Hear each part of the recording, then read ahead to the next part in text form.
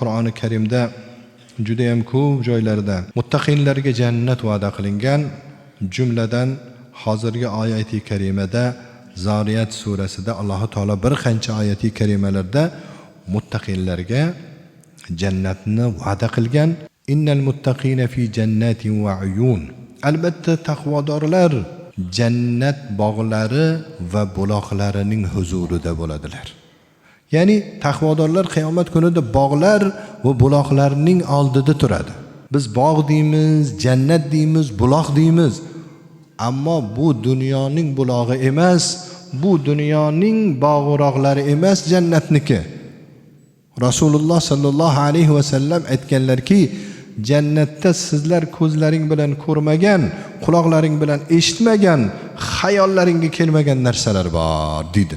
Bu dunyonikiga o'xshamaydi u. Aqidina ma atahum robbuhum innahum kanu qabla zalika muhsinin. Ular Robbilari bergan narsani, Robbilari jannatda ato qilgan ne'matlarni oluvchidirlar.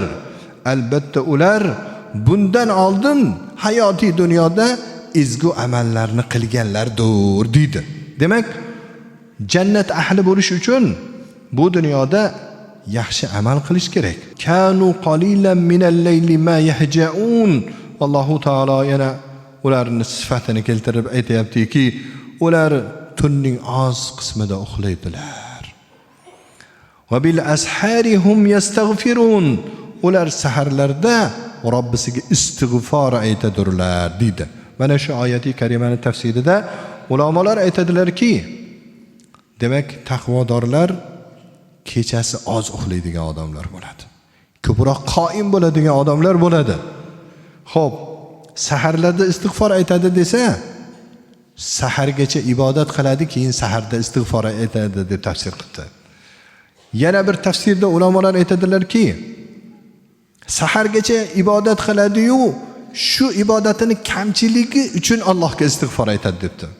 Yana bir tafsirda ulamolar aytibdilarki, kechasida Robbisiga ibodat qiladi-yu, kechani oz qismida uxlagani uchun Robbisiga istig'for aytadi deb tafsir qildi. Mana shu oyati karimaga o'zimizni qo'yib ko'raylikchi. Biz kechasi qancha uxlaymiz, qancha behuda vaqt o'tkazamiz, qancha Robbimizga ibodat qilamiz. Muttaqin bo'lish uchun mana shu amallarni qilish kerak. Va fi amwalihim haqqun lis-sa'ili wal mahrum. Ularning mol dunyolarida tilanchi va mahrum uchun belgilangan bir haq bordir. Ya'ni haq egalariga mol dunyosini ham tarqatadi. Mol dunyodan ham ihson qiladi taqvodorlar.